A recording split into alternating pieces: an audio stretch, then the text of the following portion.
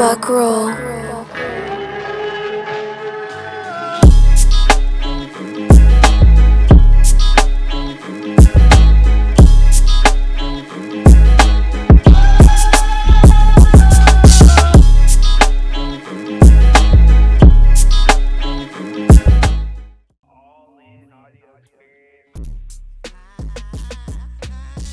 All in audio experience. We have a very special episode today.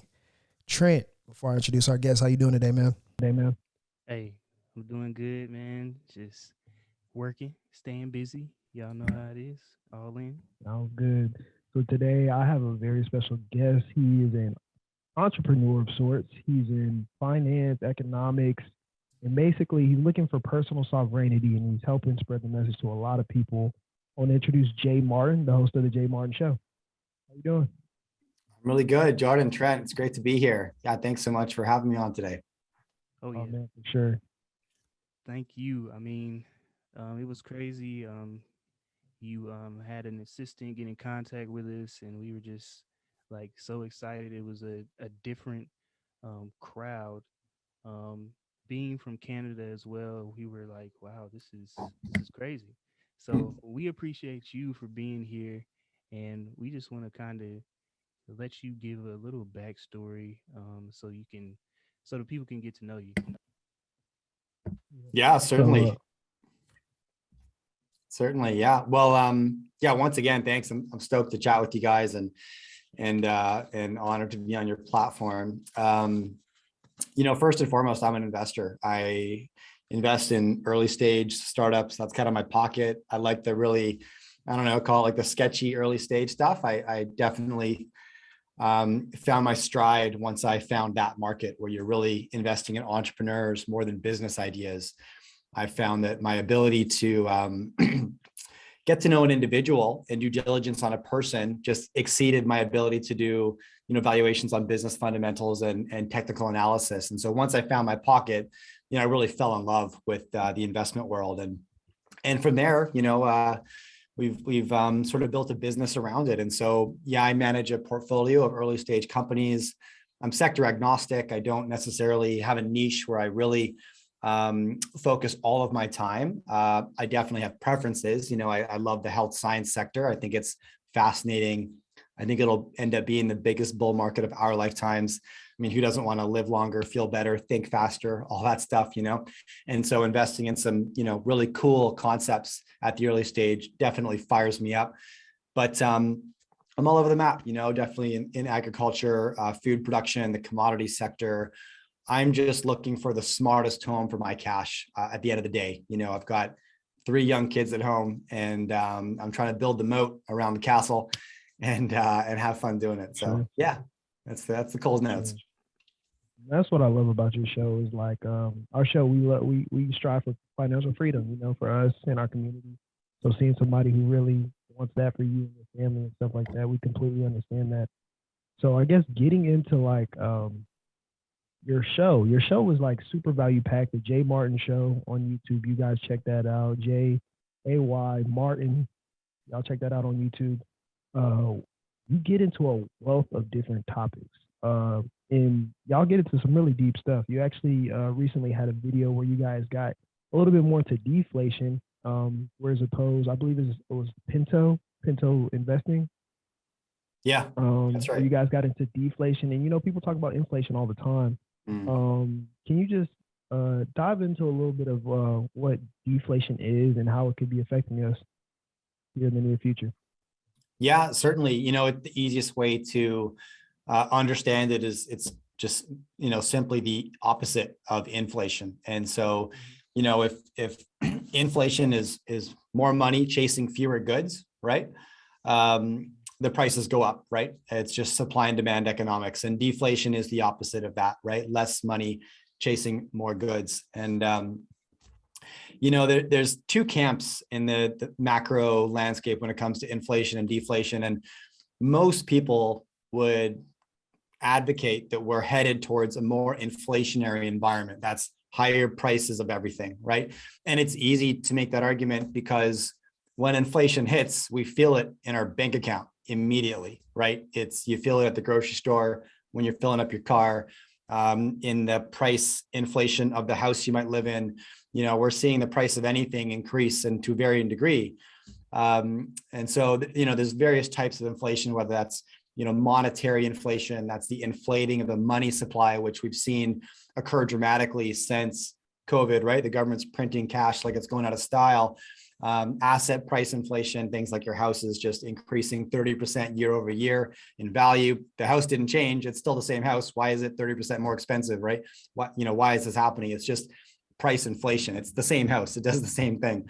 You know what I mean? And so, deflation on the other end of that, I actually kind of land in that camp personally. I know near term here, we're experiencing pretty hardcore price inflation, and it's really uncomfortable when you're filling up your car or your grocery cart. The reason I'm curious about the deflationary impact that I think we're going to experience, maybe not this year, next year, but in the next sort of 5 to 10 years, is because everything in our world is being eaten by technology, and technology is very deflationary. It drives efficiency up and costs down. And so we don't notice deflationary impacts as much, because when something goes down in price, it doesn't fire off any triggers in our mind, right? I appreciate that I used to pay $24 for an album, right? With 18 songs on it, if I was lucky, whereas now, I may have a $12 membership, right, to Spotify, and I have an infinite supply of the same product that I used to pay $20 for 18 tracks, and so, that's a micro example, but every time technology eats a bricks and mortar archaic industry, efficiency goes way up and cost goes way down for consumers. And that's going to keep happening, right? Across the board, even to the point where we get it to a place of, commodity price deflation, because the Home Depot in my neighborhood will be able to print composite lumber products. All the ingredients used to build homes will become more accessible, produced locally for a cheaper cost. And these things are all coming. They're in the pipeline. They take time to really get mass adoption. But, sector wide, it's hard to identify any industry that isn't being eaten right now by more efficient technology, which is inherently deflationary, driving costs down and efficiency up. Love that. And so for the average investor, and when I was watching your show, I was like, wow, y'all are getting really deep into like the behavior of the Federal Reserve and monetary policy and all that good stuff. But can you give one tip for the average investor to do with their portfolio in a deflationary market? Because that's why I was like, inflation is more of the buzzword. It's more of what people are used to. Like your purchasing power shrinks when inflation happens. And so we tend to have the average retail investor has a couple of tools for dealing with that. What would you suggest somebody to do with their portfolio with the deflation? So I can talk about what I'm doing. I definitely don't give investment advice, but I'm in the market myself. And, my strategy there, Jordan, is really there's two asset classes that I like to have as hedges for whatever occurs. And they perform typically decent in either an inflationary or deflationary environment. The first is gold. I actually buy physical gold. And new gen investors, younger investors, really any investor under the age of 40 might have a hard time wrapping their minds around why you would want to own a rock like gold. Like, where's the value? It's a boring asset class, and I totally get it. But what I would say is that any student of history, it's an asset that has maintained value for 6,000 years through the rise and fall of hundreds of empires and thousands of market cycles. It's boring. It's supposed to be. It's a safe haven asset class. It's not supposed to be volatile, but it does retain wealth and grow slowly over time. And we've seen that. And, in a deflationary environment, if we see the prices of equities come down, if we see real estate, come off this 30% year over year tear, right? Those asset classes become less exciting for investors. They'll stop speculating in the FANG stocks. They'll stop speculating in real estate investment. And typically they go back to more traditional asset classes like gold. Now, I expect that to occur. Now, you can imagine if the millions of speculative investors that are playing the equities market or over leveraging themselves into home prices because they just assume real estate will continue to grow 20, 30% every year. When that game stops, and I think it will, especially if Powell's able to get, all the rate hikes in that he claims he will this year, then those asset classes are going to be very compromised. Investors will abandon and the game plan will change. That capital is going to get reallocated somewhere. And a lot of it, I think, will go to the gold market, which will inflate the gold price a little bit relative to everything else, right? And so, a couple ways to play that. I like buying physical gold as like the moat, but it's good protection of wealth. If you're looking for upside, the precious metals equity market. So those are the companies that are exploring for gold and silver deposits. That's where you can get a lot of torque for your dollars. It's a super high risk market. And I'd caution everybody to proceed with extraordinary caution. But, in my investment career, I do like the early stage stuff. And that's where I've seen, the 5X, 10X, 20X returns in my portfolio is when I'm in this small cap, precious metals equities market. I'm equally hedged into Bitcoin. I'm not a crypto bug by any stretch. But, I think, crypto hasn't really been tested in a high rate environment. It's only a 13-year-old asset. So we don't really know what it's going to do. It's a total mystery. And anybody who thinks they know, I think I would question them on that, but it's too new to really know how it's going to perform in a high rate environment. And, having said that, there's enough institutional support that it's a smart place for me to park capital. And otherwise I look at technology stocks, but not, your typical broad equities, FANG stocks. It's, the startup tech that are disrupting these new markets, causing deflationary impacts. Long-winded answer. I'm sorry. No, great. That's exactly what we need.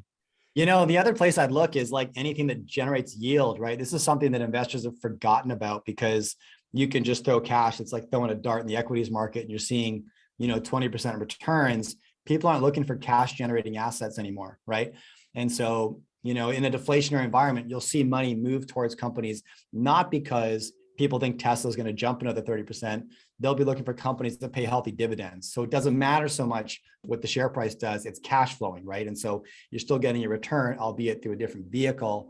And that's more traditional investing. That's Warren Buffett style investing, right? And I wouldn't be surprised if 5 years down the road, we're seeing a lot of that, and that's the norm again. Okay. Yeah. Great stuff. So I would say, when it comes to, you have a few like sections within investing that you really feel like are important. Like, what are some of the rules, that you abide by when it comes to investing in some of these areas? The most important rule that I recommend any investor starts with is determining what kind of investor you are. Because, and I can get maybe to how I discovered that and how I suggest people try to discover that. But, today there's a ton of swing traders in the market, right? They were born often during 2020. We saw this massive rush of new investors hit the market, trying to swing trade stocks, right? Trying to catch a stock on the way down before it heads back up again, or short a stock on the way down, which is super dangerous, and I don't recommend it. A lot of new day traders are born, right? They're in the market, and I get it, because if you've been an investor for less than 12 years, then you can look at the broad equities market and say with absolute conviction that the market just goes up. That's all it does. That's all it's done for 12 years. That's a long time. You've been an investor for 6 years, 7 years, 8 years. That's all you know. The market, what does it do? It goes up. Sometimes it corrects and then it goes up again. And so it's easy for day traders to cut their teeth and develop an overconfidence about what kind of investor they are.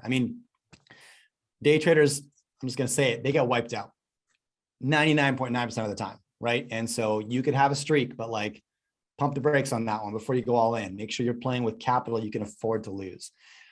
I always tell people, before you try to figure out if you're a day trader, a swing trader, I'm neither. I'm an investor, meaning I'm in a company for, at the shortest amount of time, 6 months. And that's only if something happens quick. But typically, 1 to 5 years is my hold time.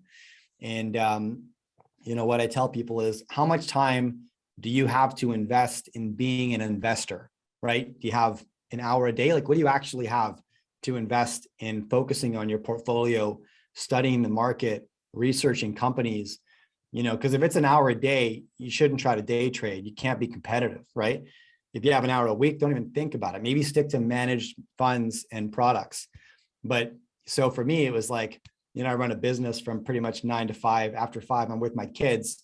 So my market time is like 6 a.m. to 9 a.m. I got about 3 hours a day.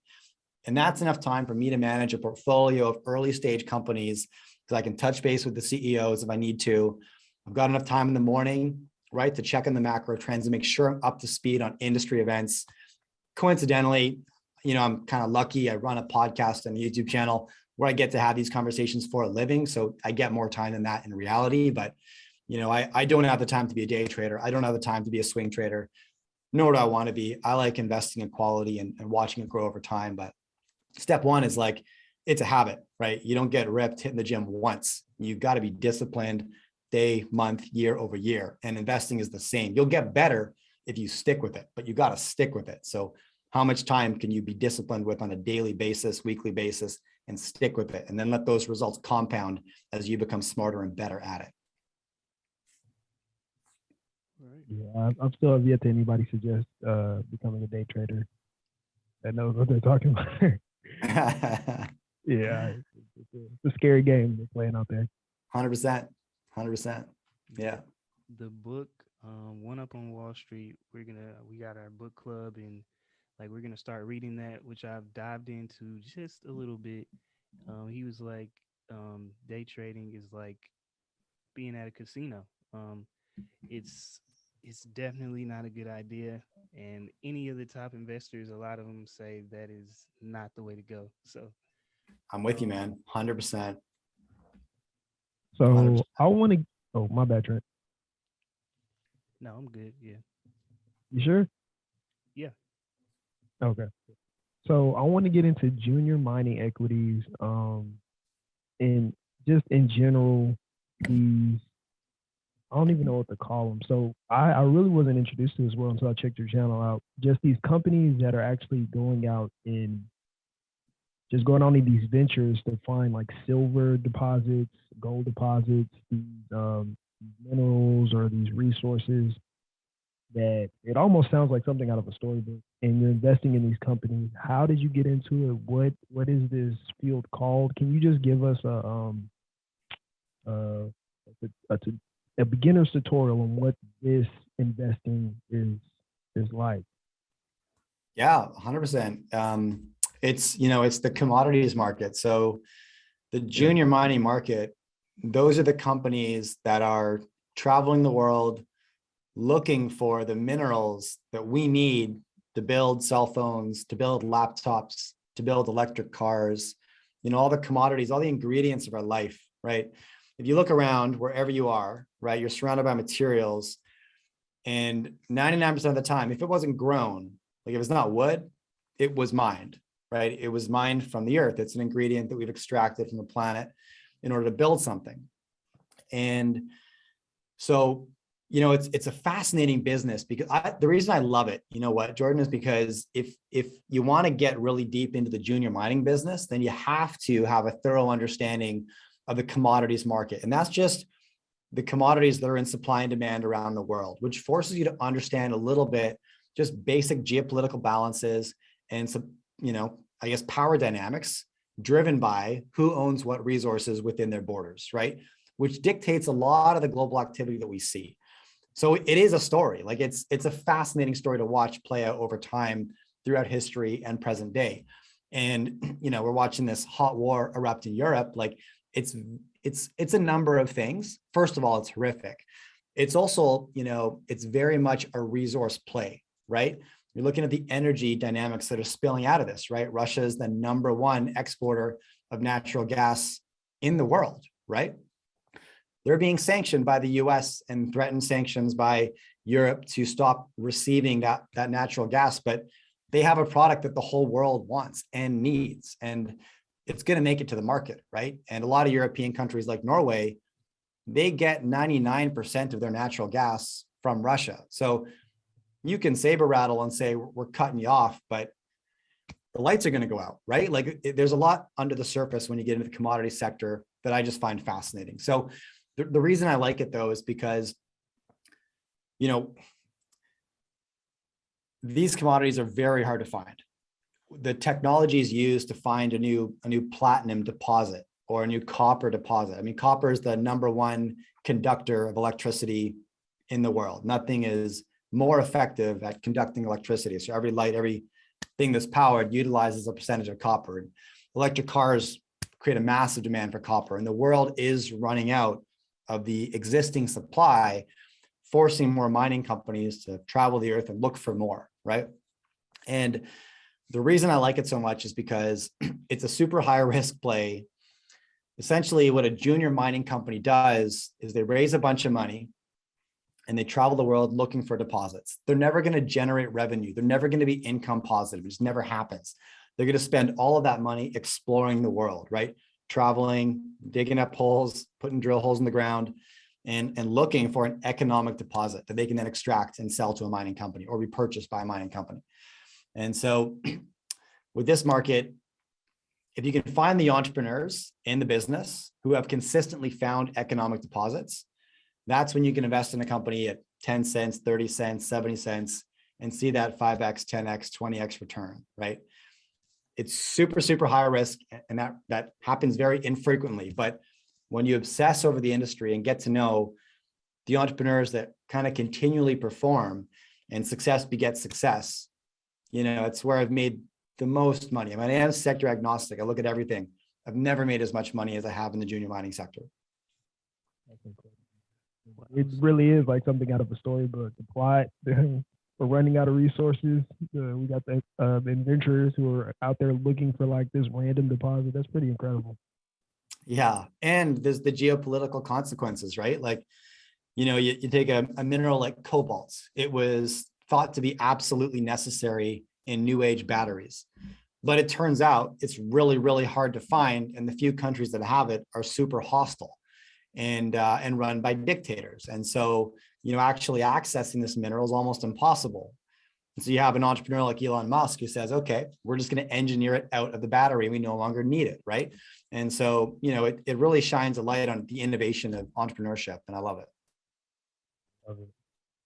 Yeah, so I mean, I have this question on just like, how do you position yourself to be able to invest in some of these early startups? Is it a requirement to have a certain amount of income? Is it just who you know? Is it a space that people can go to?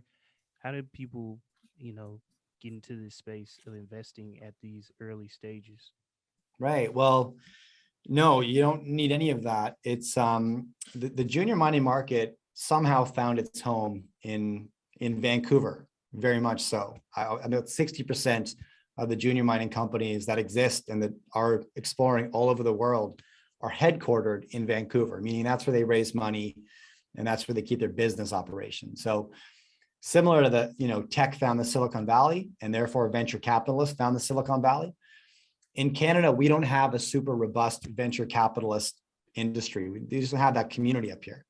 So when an early stage company wants to raise money, they actually list publicly immediately.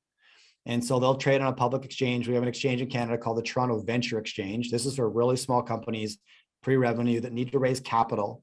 They'll take their company public, list on the Toronto Venture Exchange. And now they can raise capital via the public equity markets. But the shares trade on the public market. And so anybody can buy and sell these shares. It's an open market. So it would be like, if Facebook did their first round of financing, and then you and I could go in there and buy and sell shares, right? That's how these companies finance. And any country, most countries can invest in the Canadian equities market. And so very loose rules up in Canada. Americans can invest, Europeans can invest. It's not hard. And so, yeah, the TSXV, the Toronto Venture Exchange, is a very unique mechanism. And it actually attracts a lot of startups who don't want to go the venture capitalist route. They say, oh, we can essentially crowdfund on a public exchange, even though we're like a $1 million market cap company. And the answer is, yeah, you can in Canada. Yeah. Wow. So it just happened to be in Vancouver. That's incredible. Yeah. Well, yeah. So going into your interest in health sciences. So what is the health science sector currently like, and why do you have like such a, bullish outlook on it? Well, it's the reason I have a bullish outlook, I suppose, is because I'm biased. I want to live longer, feel better. I'd love to run a marathon on my 120th birthday. It's a personal goal of mine, and I think that it's going to be possible, right? I think that we're hitting the what they call escape velocity in life extension, meaning every additional year we live, we get closer, right, to the point in time where we're probably going to be able to really handle disease mitigation. And I look to the real sort of gurus of this industry, individuals like Ray Kurzweil or Peter Diamandis, who are legendary in the tech space, have track records that support their intelligence and prediction ability. And they're standing there confidently saying, from what we're seeing, it's very likely that you'll be able to live as long as you want to if you keep yourself healthy, right? With the functional medicine treatments that are coming our way near term. Look, I don't know if that's going to happen, but I'm sure excited about it. And so, that's like the bigger picture.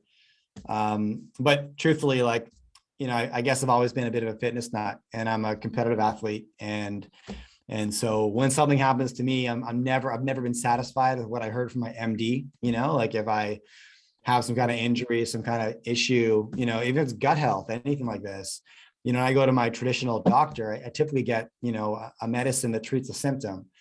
And I've never been satisfied with that. I'm like, okay, but how do we repair the body and make it better than it used to be? And so, and today there's quite a few therapies that are pointing that direction. Right now, for example, I'm dealing with some heavy metals levels in my body that are higher than I like them to be. I'm dealing with some inflammation that's higher than I like it to be. And so, I've got a medical team in California that's actually shipping up peptides up here, which are essentially amino acid chains that retrain your biology to produce the hormones that your body produced when you were in your early 20s. And the benefit to this is that our genetic code doesn't change as we age. It just becomes less efficient. We stop producing all the things that keep us young and youthful. Like in men, it's testosterone. For all of us, it's growth hormone, it's melatonin, all these hormones that our body produces when we're young and vibrant. We just stop producing them as we age. And if we could train our bodies to turn those genes back on, because they don't go anywhere, they just turn off. That's what happens as we age. The exciting part about that is that the sky's the limit in terms of organ regeneration, skin elasticity, neurological health, the most important, right? Heart and brain health. And so I'm always looking for cool entrepreneurs in that sector who are doing amazing things and proving, right, real results. So it's, I think that we're going to look at more, this may sound sensational and nuts, I don't know, but I think we're going to look at mortality really differently in 10, 15, 20 years. Maybe with even a question mark about, is this necessary? Is this an option? Yeah. Gotcha. Yeah. So, with things like improving the health, like in health science, being able to change our whole idea of mortality, even AI is something else that's in the tech industry that is going to change the entire industry. How does these things like mortality change the way we can invest, in how the entire market with the deflation, if people are continuing to live forever, what are some of the things that you might be able to pull from that as that can affect us, you know? Yeah, it's a good question, right? Like what happens if we all just stick around forever? And that's not sustainable, right? And so fertility trends are actually on the decline, right? And we're probably at peak population, if not real soon. And, as the world becomes more prosperous, people have less kids. And I think the birth rate in the United States is like 1.2 or something like this. Like it's actually a decrease in general population. And we're seeing this spread now around the world. So, that is what it is. I'm not quite sure, but I don't know. The short answer, Trent, is if I'm going to live till 180, I'm going to need a lot more dough, man. Right. Exactly. That does. Like, there's so many people, I would say, even speaking with my grandparents on Social Security, how, I mean, that whole idea that would possibly be gone with our generation. But like, you continue to live longer, you have to be able to invest and make money, because they're speaking on, all right, we're getting paid, social security checks. That's how they get by. And then, I mean, that's going to go away eventually. How do you continue to make money and grow old is going to be interesting. Um, an interesting idea. Yeah. And, I don't know, right. It's something I guess I think about, with 3 young kids growing up, and, how do you approach that, right? That's why I became an investor. That's why I became obsessed about understanding how the markets work. That's why I just needed to understand the language of money, because I didn't trust that anybody was going to have my back. I was like, I gotta do this, because those systems are going to run out, and and I don't want to rely on anybody else to take care of me, and so, with that mindset, Jordan, you opened up and you're like, your show's all about personal sovereignty. I mean, that's what it means to me, right? It's like, personal sovereignty is understanding that no one knows how next year is going to look, let alone 10 years down the road. And so the smartest thing we can do with our minds and our money is become our own uncorrelated asset class, right? We fill up our own war chest. It's hard to do, but it's worth putting the work in. I just don't know of a better use of my time. And especially today, like, it's very fractured communities, right? Even I'm in Canada, it's a bit quieter in a lot of countries, but we still see a lot of social unrest and civil divide up here. And it's heartbreaking to me. I hate it. And I look at these things occurring and thinking, people are going through some really hard times right now, man. Like, it's, if I'm fortunate enough to be in a place where I can get up in the morning and work really hard and be rewarded for that, then it's my obligation to do so, to build personal wealth so that I can be the rock somebody might need to lean on, right? And I don't see it as a selfish endeavor. I see it as mandatory, because I want to be able to be depended on, right? And like, it's really important to me.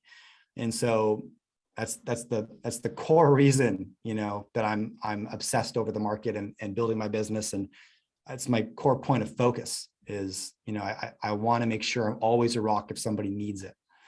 One thing, one thing I truly believe is you can't truly help other people and be an asset to other people so you can help yourself first. And so that's one thing I think is, like, you really have to have the first, like, you got to save yourself before you save somebody else. It's almost like somebody drowning. You know what I'm saying? Like, you got to be not only able to swim, but you have to be an excellent swimmer before you save a drowning person. You know what I'm saying? And so 100%. I think developing that personal financial freedom is so essential that, like, 80% of the world just doesn't or can't do or hasn't been taught to do.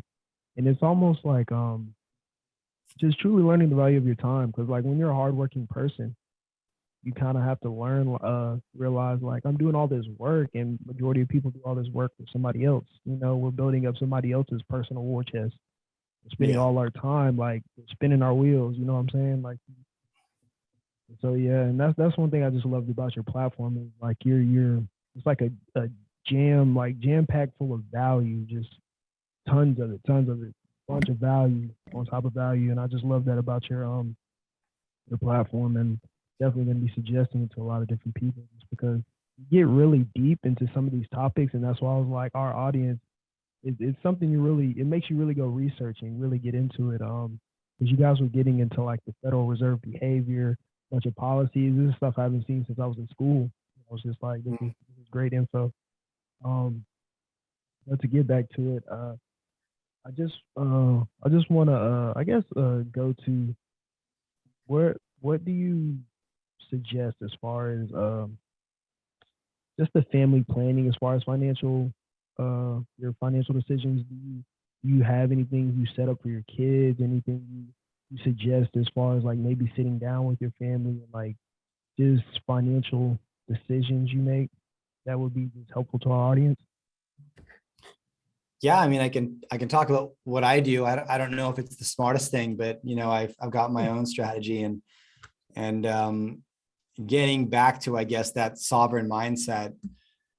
I don't know if I have just a distrust, but I like to be in control, and so for me, my savings aren't in an RRSP, or I think you call it an IRA in the US.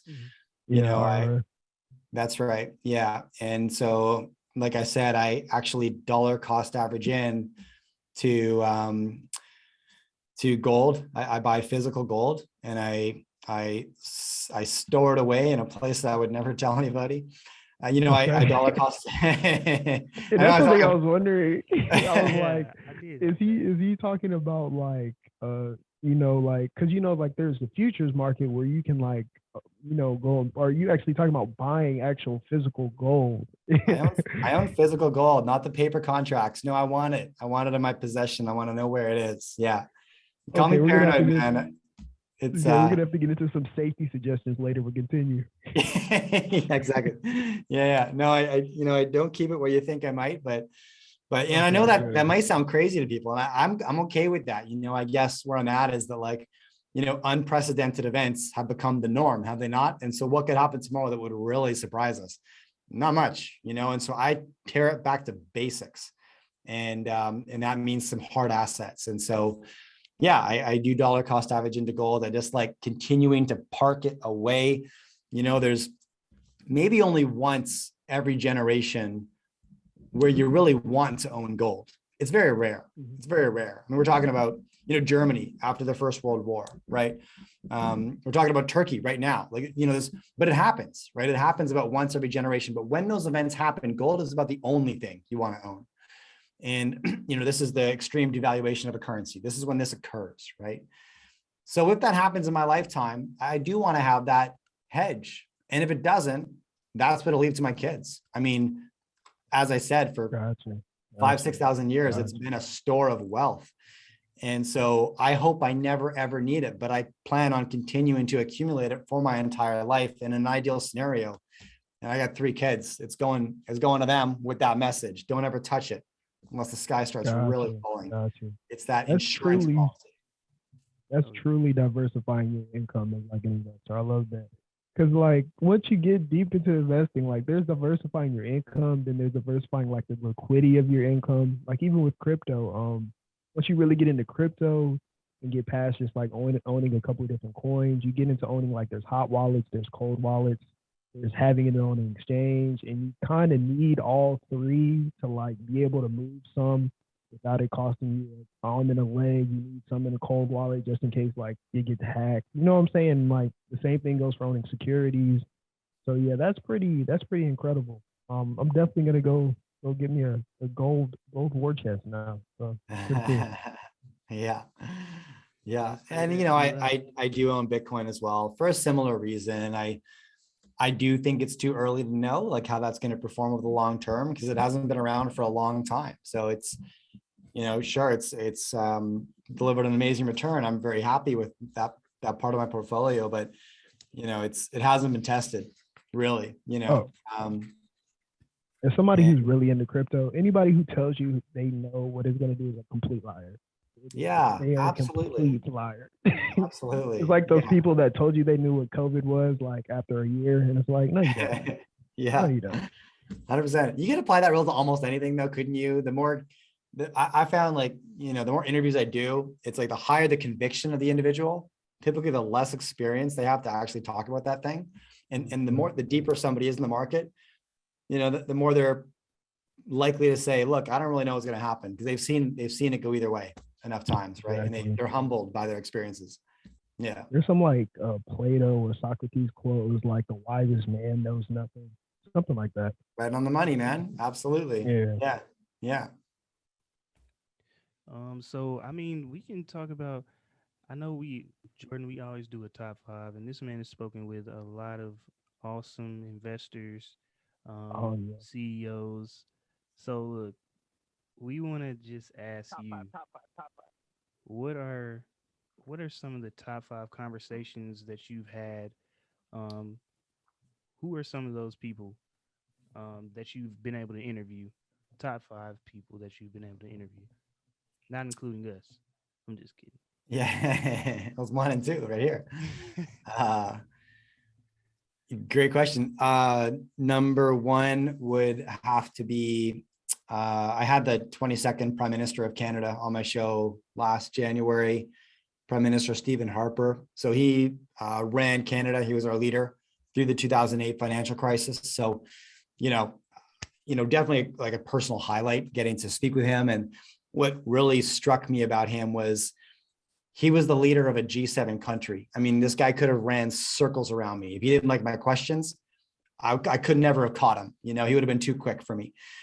Yet he answered everything I threw at him. He just was very transparent, very clear. How novel is that, the leader of a G7 country just answers the question that you ask them? I mean, in today's day and age, it's like, who does that, right? So it was very refreshing, maybe because he's out of office, he's been out of the game. He's running a consulting company. He's a businessman now, but I just found it. However, I did try to ask him about the current administration in Canada, and he did see that coming a mile away and dodged it, and just made his way out of that. So, yeah, but I mean, that was pretty neat, definitely pretty neat, and humbled me as well, because I had so many questions about just I was looking at the trajectory of chaos and civil unrest, and I was like, how does this end?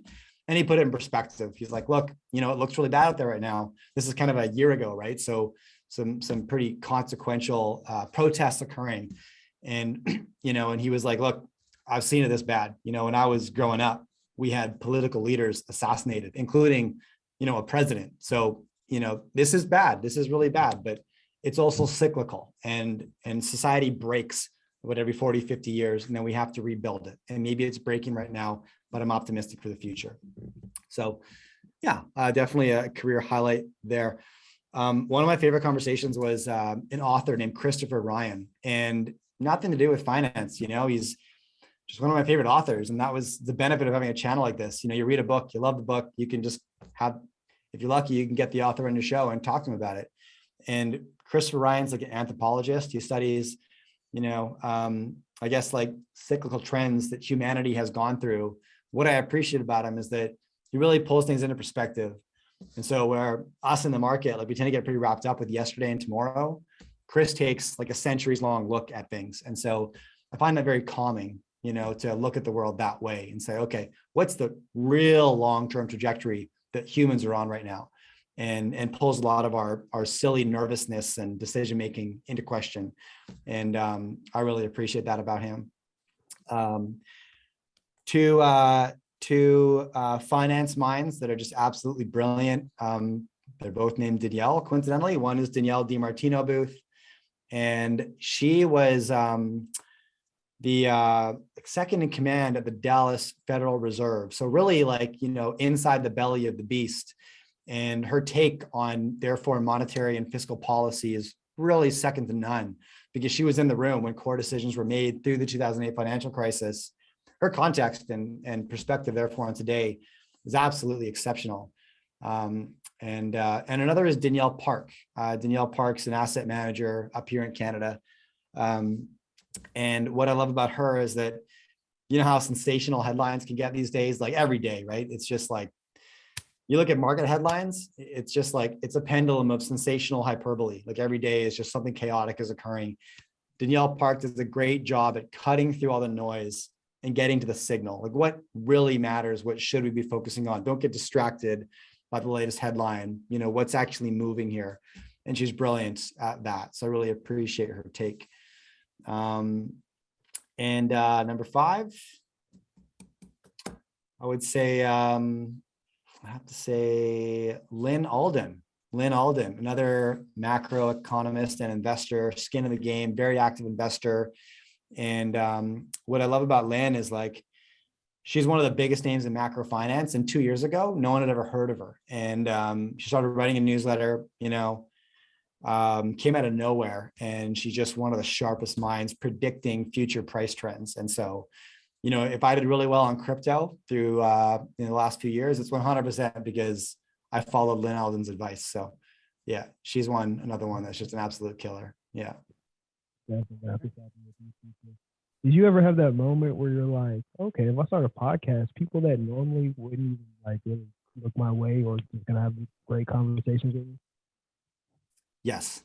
Yeah. me? That's one thing I noticed. I was like, wow, like I never even thought I would be sitting here talking to you. But, thanks, Isn't that thanks weird? for the podcast. That How is that crazy. how that happens, right? Isn't that funny? But you're right. You're absolutely right. I love it. Yeah. The roles Man, reverse. that's all. Yeah, I love it, man. So I guess let's talk about your show. So when did you get started with the Jay Martin show? Well, I started taking it seriously in March of 2020. And prior to that, I had a YouTube channel, but I was running a conference business and I had events all over North America, investment focused conferences. And obviously that business got smashed when COVID hit because live events were not a good business to be in. But fortuitously, I switched my focus to our media platforms, launched a podcast, really got active with the YouTube channel, started authoring a weekly newsletter, and it took off. It was amazing. I didn't expect it, but I was in a place where, I had just bought a house. I had a third kid on the way and my business just got shattered. Right. And so it was like, Life. yeah, I had one of those dark moments where you're like, oh my gosh. And I remember walking into my house and looking at my two kids, the house that I could hardly afford, right? I just bought this thing and I was already stretched. And I walked into my house, saw my two kids, and at that point, my pregnant wife.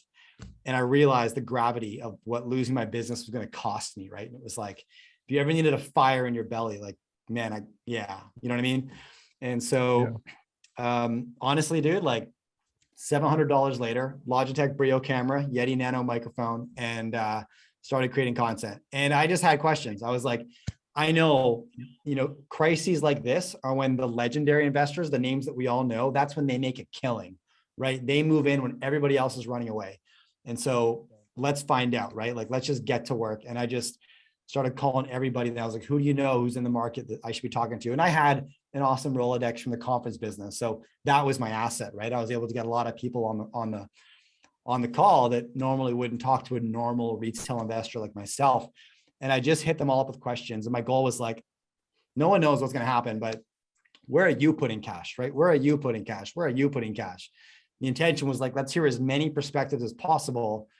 And then I can adopt my own strategy, right? With the cash that I have, with my risk tolerance, my time horizon, I'll make it my own, right? But step one is like, let's gather as many strategies as humanly possible and then draft my own. And I think that a lot of people that watch my channel, they're carbon copies of me. They're in that situation. They're like, suddenly they want to know what's, the world crashed in March of 2020 and they wanted answers to questions. And so did I, I was just doing it. And so, yeah, we saw 150,000 subscribers just suddenly flood in. And I shouldn't say suddenly, it doesn't happen like that. Hindsight, right? You're like, oh, it just happened. Yeah. I'm like, I completely understand.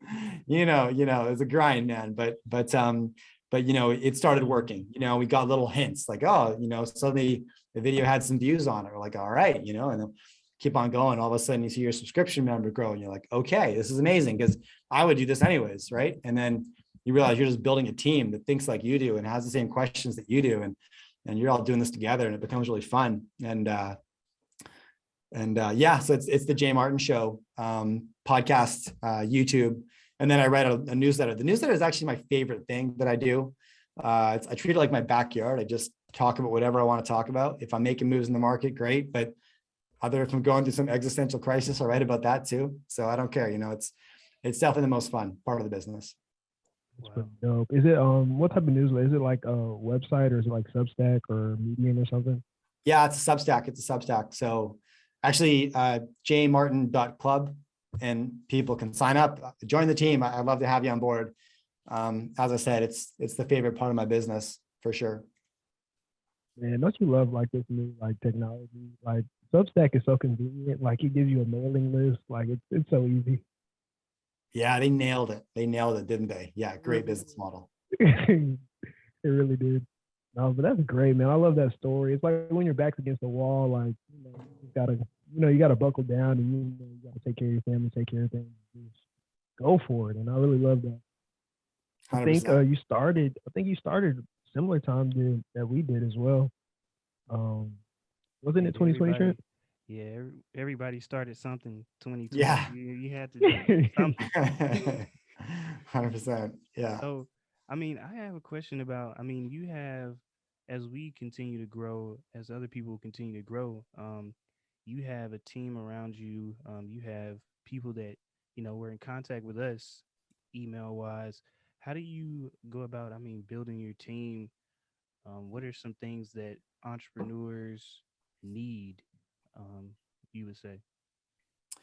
So this is my second crack, right? Because I had a business prior to that then got smashed in COVID. And so, I got kind of lucky, Trent, in that sense that I got like a second try at it, right?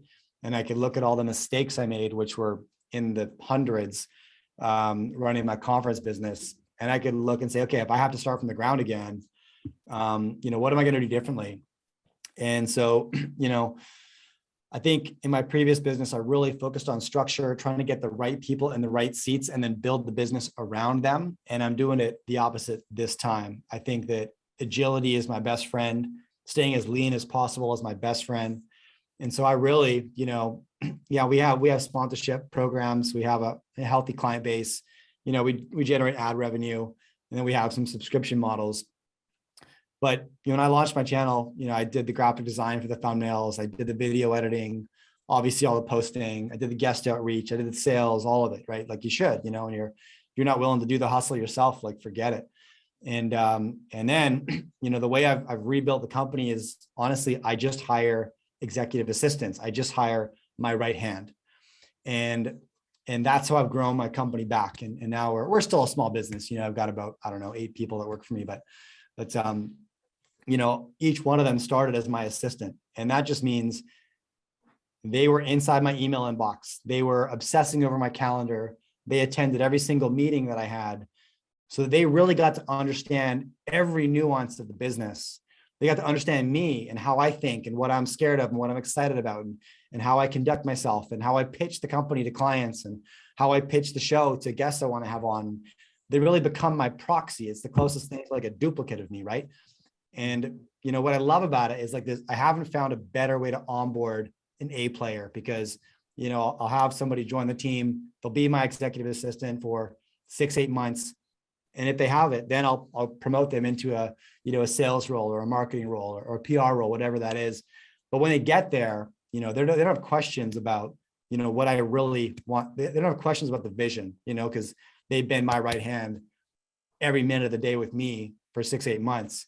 They've been my proxy, my email. It's, they're living everything that I read and write and receive. They know it all, right? And so in terms of like understanding what's best for the business, they really have it dialed. And so, that's been my strategy to rebuild is that everybody has to survive as the executive assistant for 6-8 months.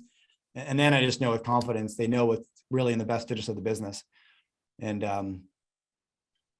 it's working. I mean, there's no right way to build a business. There's tons of wrong ways, but for now, this one's working all right. Sure. Oh, yeah. Yeah. No, that sounds super good. That sounds super good. I think, and you said there's a bunch of wrong ways to build a business. I feel like in investing, there's a bunch of wrong investments to make and a couple of good ones. How do you cut out the bad ones in hopes of, narrowing down your options to maybe get a good one? Yeah, that's such a good question, Jordan. Like it's the biggest mistake investors make is trying to pick a winning stock, right? And they obsess over that.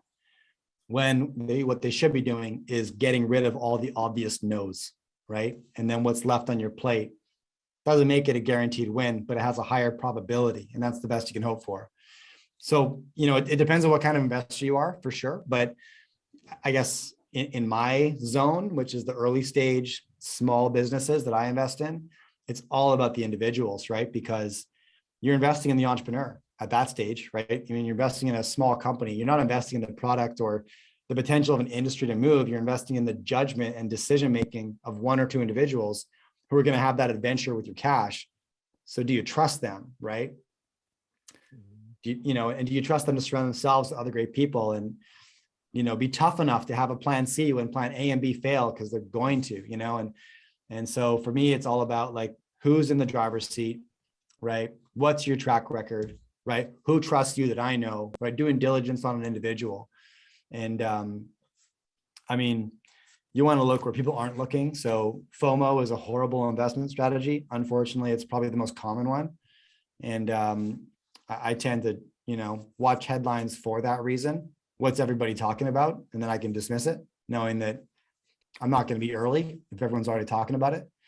I'd encourage everybody to identify their competitive advantage. I enjoy obsessing over people. I love it.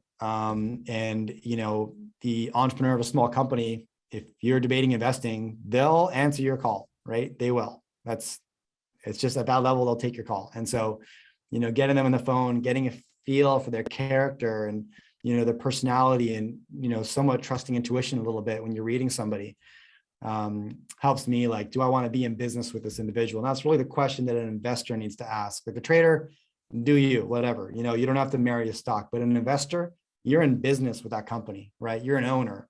That's how you should think about it, right? And so, treat it as such, right? Ask the hard questions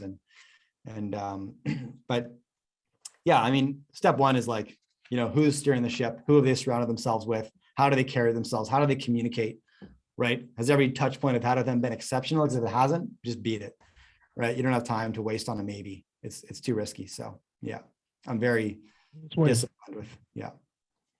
It's very human.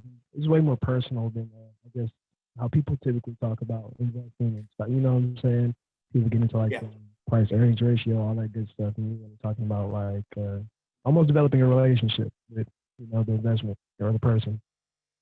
Yeah, very much so, very much so. And so like I can be competitive there, right? I don't feel that I can or want to be competitive with technical analysis. It's not. So why would I play that game, right? I want to win. So I'm going to play the game that I have the greatest odds of winning. And for me, that's early stage vetting people. I'm good at people. Yeah, I mean, I think that speaks to the differences. I mean, like you're saying, when you are going into the small business side, I mean, the numbers don't matter at that point. Um, like you're saying, when you see somebody who is, I mean, somebody that you continue to invest in, your simple as your time. So, I mean, I think that was great. Awesome.